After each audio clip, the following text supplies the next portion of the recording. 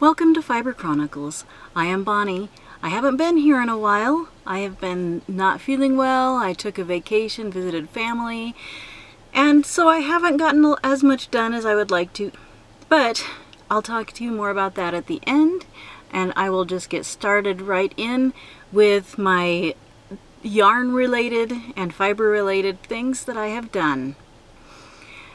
For finished objects today, I have a pair of mitts, fingerless mitts that I made. These are the Simple Finger-Free Mitts by Sarah Marie Belcastro. They're made with worsted weight. I used an acrylic yarn. I don't know what it is. I don't have the label anymore, but I used it because these will be a gift for a Jamberry party that I am hosting. I don't know who will get them. I don't know how well they'll care for things, so I wanted them to be something that could be washed in a machine and even dried in a machine possibly. I used this pattern because of the rib and how stretchy it is. Since I don't know who will be receiving these, I needed something that would fit a variety of hand sizes. So I'm very happy with the way these turned out. I did add some ribbing on the end. The original pattern does not have a thumb, it just has a slit here. And I wanted to put a thumb on it, and so I developed a thumb gusset that is just rib and put on a rib thumb. That's why I ribbed up here, because I was doing a ribbed thumb, so I needed to have rib to coordinate. I have some other things that I have made for gifts for the Jamberry party also. I have this set of earrings, this pair of earrings. I designed these myself. They are a crochet cotton, and they are crocheted and then starched. So these will be given away to someone during the party also. And another gift that I made, where I made a couple of these bags. They have these neat snap closures. They are just the right size to store Jamberry wrap envelopes in. And if you're curious what the Jamberry thing is all about, I'll talk about that more at the end of the video. But I sewed these. I did the design basically myself. I did look at a few different patterns to get some ideas on how to make this cool snap closure thing. Those are the finished items that I have for you today. I do have a couple of works in progress. Some that I've been active on, some that I haven't. The one that I've been most active on is a dress for my granddaughter again, out of a fingering weight yarn. I don't have the ball band for this one either, so I don't exactly know what it is, but I do know that it's actually very pretty. It's a tweed, it's a green tweed with red, yellow, and blue tweed specks. So this is how it's knitting up. This pattern is from Brown Sheep Company Incorporated, and it is the Sonatina baby dress. It's made with fingering weight. The pattern was originally called for knitting bottom up and then doing the sleeves and sewing the sleeves on. I only had one ball of yarn, and I wasn't sure exactly how much it was, how many yards it was, and it was iffy on whether I'd have enough that way, and I wanted to be sure to have enough to have a completed item.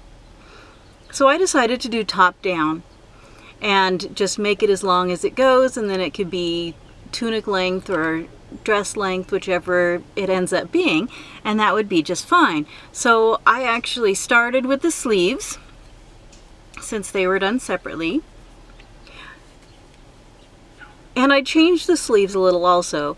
This one, the pattern has the sleeves just being a rectangle with the poofing because of the increasing and decreasing.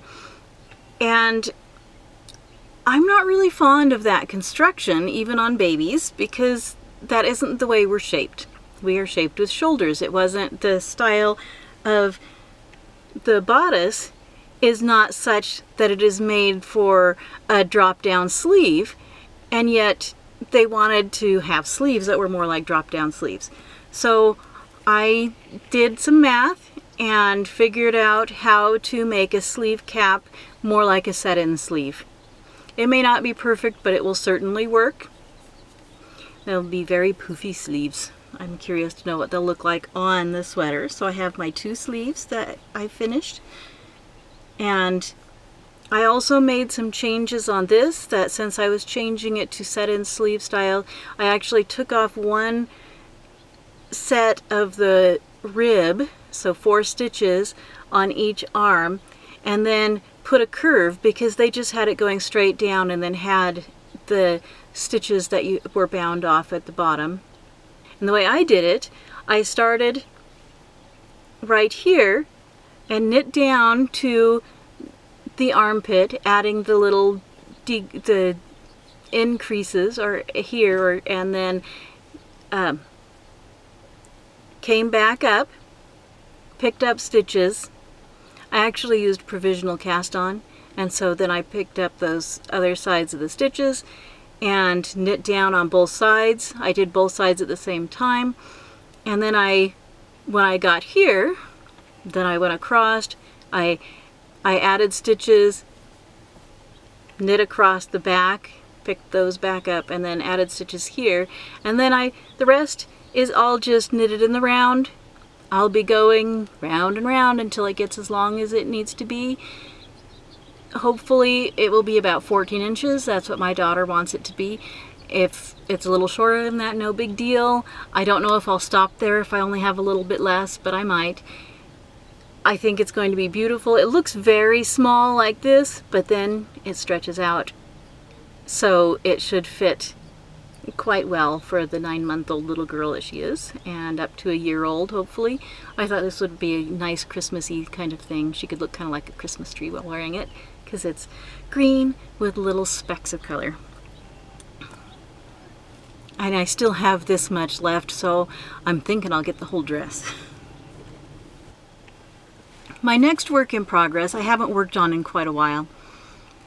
Since, well, before my trip actually, and I came up with other things I needed to work on, and it got put aside. I needed the needles, and so the needles actually came out. Well, I needed the cable, and it is my Turn of the Glass cardigan by Kathleen Dames. The yarn I'm using is an overdyed yarn.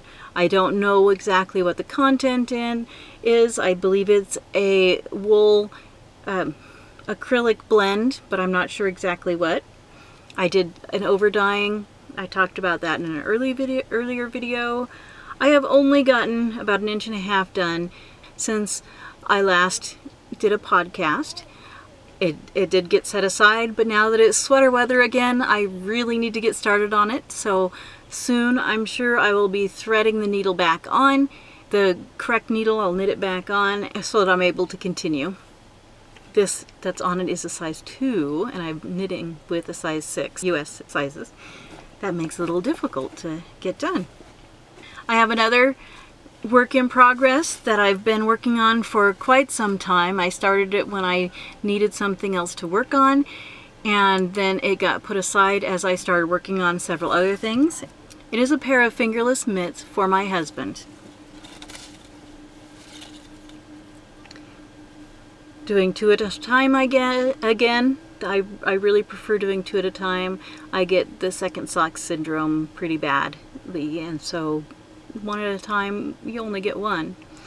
So this is a pattern I've been making up myself. It has a cable to match the hat pattern I made for him last year for Christmas. He will be getting these. I think this is the next thing that I'm going to work on. And as you can see, there's a cable in here that is too short to do magic loop and no needles. So these actually took the same size needle as that Turn of the Glass cardigan. And so I stopped doing these when I started the Turn of the Glass cardigan, which then had to be stopped so that I could do these fingerless mitts. I I really need to get a second set of Chow Goose because I really love those needles better than anything else, the Chow Goose better than anything else that I've used. So these are what I'm going to do next. I should be able to get them done in a couple of days, and it will soon be time that my husband will want to be using them. When I set them aside, it was spring, and we're in Arizona. There was no way he needed fingerless mitts then. Now it's getting closer to time that he will need them. It was only 51 degrees this morning when he left for work. So this will be my next project. Hold me to it. My other work-in project is not a knitting project, it is a reclaiming project, and it's kind of going slowly in between other things because I really need a break from knitting, so let's unknit for a bit. I have my original one that ended up being felted because it was accidentally thrown in the wash. I've kept it just in case I need to try to peel it out for the project I'm planning on making. I don't know exactly how much this is, but this is what I've reclaimed so far. This is most of the sweater. I'm really excited about this wool cashmere blend because it is just so soft. And what I have left to reclaim from is the front of the sweater. So this is all I have left. It is quite a big piece, and so it will probably take a few sittings because, well, I don't work on it constantly. When I work on it, I just work on it a little at a time. I'm really loving it, and so I'm really loving this wool, so it will get done. Those are my works in progress. I do have some upcoming projects that I am anxious to work on. One of them, I don't have my yarn all the way sorted yet, so I'm not going to show that, but it is the Till Death MCal Mystery Knit Along, and it is by Telly Bean Knits. It's a set of mittens. It's celebrating Day of the Dead. I did this mystery knit along last year and loved it. It was so much fun. It's a great group to work with, and I was really excited that I get to do it again. It's of course a colorwork project that you might have picked up from Day of the Dead. I'm really excited about it. It starts on Monday, and I'm just like, I need my yarn. So I'm not exactly sure, but I'm really excited about that one. It has 4 clues. It starts, each week you get a new clue. I'm excited. She does an excellent job with these. So if you're interested in doing something colorful and fun, and it's a great colorwork project, or I'm sure it will be, then look up Telly Bean Knits, and Till Death MCal is the name of the pattern. It's the Telly Bean Knits is Stephanie Lotvin. I hope I'm pronouncing that right. So give that a go if you're interested on Ravelry. It is a pay-for pattern, but it's really fun. The other one is something I've had this yarn from Giddy Yarns. It is the Roadkill Pippa colorway on her sock base. I just love it, and I want it from a knit along back. It's been a while now. I've been waiting. I haven't been willing to use this for anyone but me. I wasn't going to do gift knitting with it. I didn't want to do socks with it, especially since I'm still not proficient at socks. I've actually only done 1 pair, though I have some others I'm planning and I want to do. I've been looking for something to do with this. And I didn't want a little shawl that only took 1 skein, so I decided to wait until I found something else, and I've been looking and trying to find something, and I have a limited budget, so things didn't come very readily. And then, as I was going through my stash and trying to sort through my stash, I discovered this yarn, these 2 50-gram skeins of Lorna's, hand-dyed yarns. It is superwash wool, 80% superwash wool, 20% nylon. The Giddy yarns is 75% superwash merino, 25% nylon. They have a similar twist to them, and when you look, this is a charcoal color, but it has a slight brown to it. It is pretty much an identical color to the speckling in this Giddy yarns. So I found a pattern that I love that will be perfect for it, and I found the Hercules Perot's Holidays pattern, and that's actually the English translation. It is by Triple L Alice Laveau at the C. Condello's Ravelry store.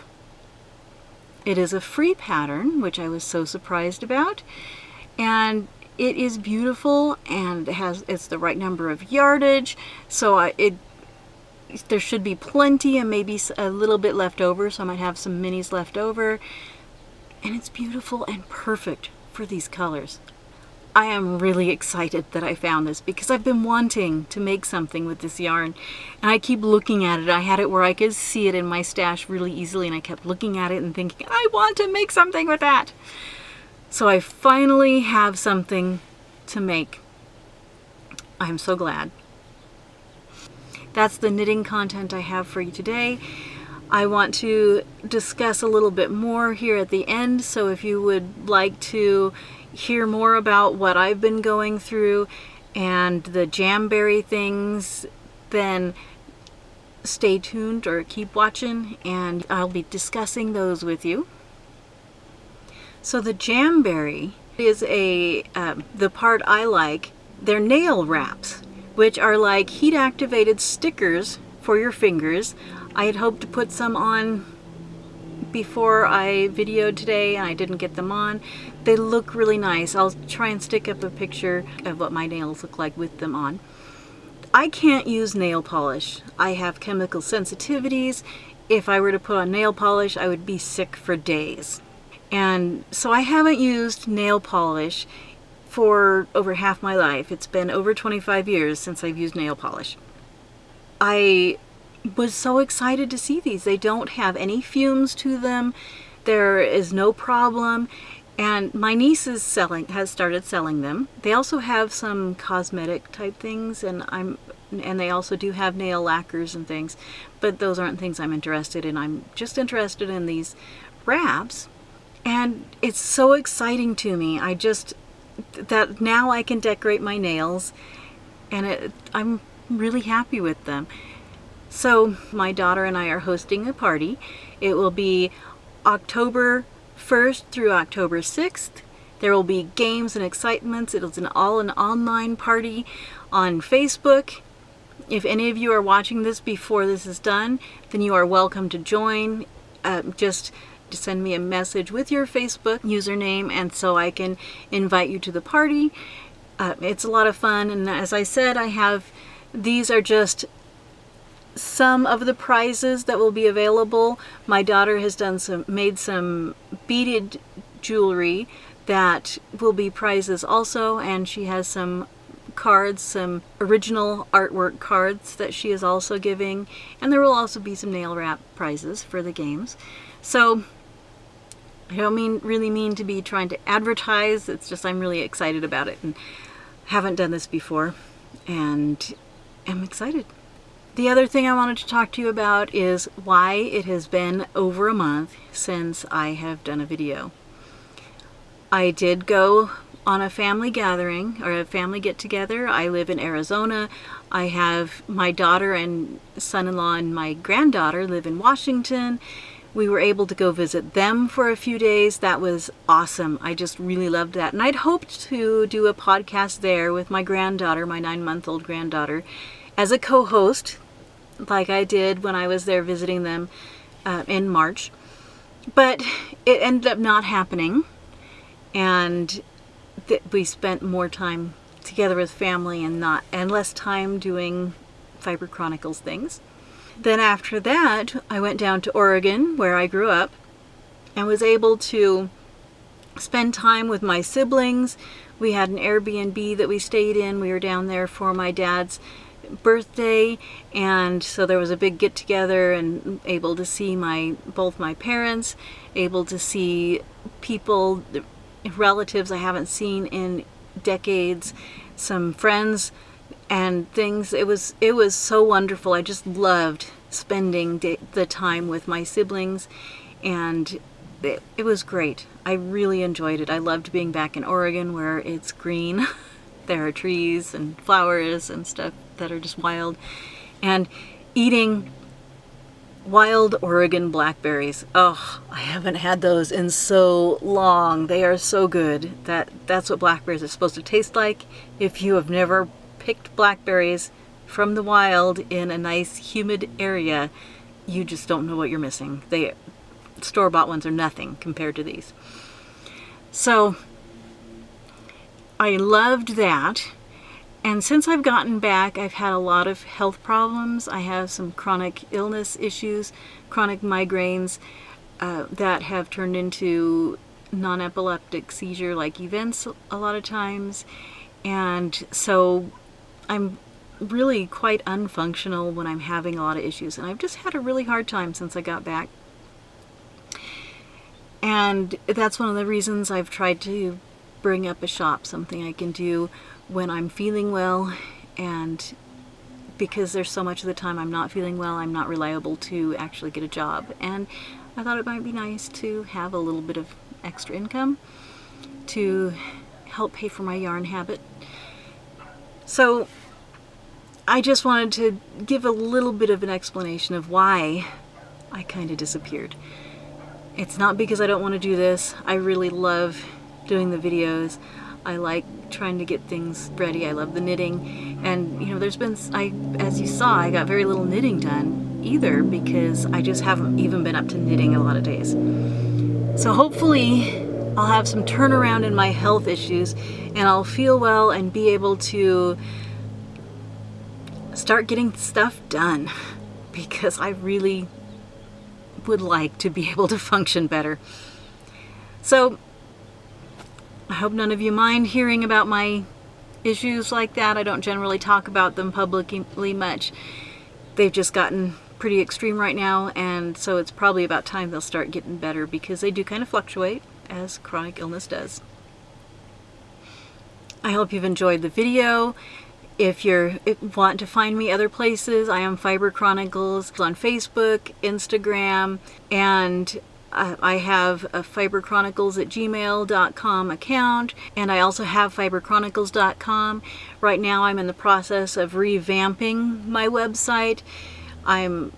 It's taking me a lot longer than I'd anticipated, and so hopefully I'll get things changed there, because right now the web builder I was using decided to freeze up and not let us make any changes to the web page, and so it's kind of stuck. And so hopefully I'll be able to get things fixed and be able to make changes and keep it updated. But we shall see. Keep checking back. I'm so glad you are here. I love having you join me on my journey through the fiber arts. So thanks for watching. I'll see you next time. Bye.